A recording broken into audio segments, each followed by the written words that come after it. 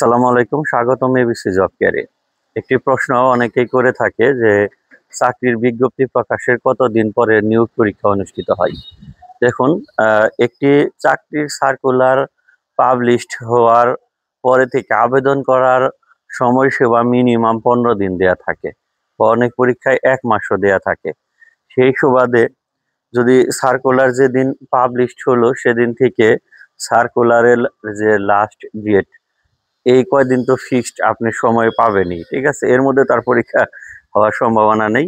এবং এই last date শেষ হয়ে যাওয়ার পর থেকে মিনিমাম 1 মাস, বলবো কেন, কারণ এই পরীক্ষা মানে অ্যারেঞ্জমেন্টের জন্য যেখানে পরীক্ষাটা হবে সেইখানের কর্তৃপক্ষের অবশ্যই আপনার অনুমোদনের প্রয়োজন আছে।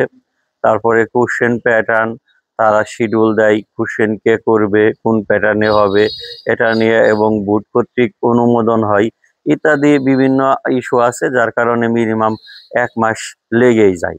অর্থাৎ তার মানে একটি নিয়োগ বিজ্ঞপ্তি যেদিন পাবলিশড হলো ওই দিন থেকে শুরু করে আপনার আবেদনের লাস্ট ডেট যেদিন থাকবে এই কয়দিন প্লাস হলো আপনি 1 মাস মানে 30 দিন অবশ্যই যোগ করতে পারেন, ঠিক আছে? সেইভাবে আপনি প্রস্তুতি নিতে পারেন।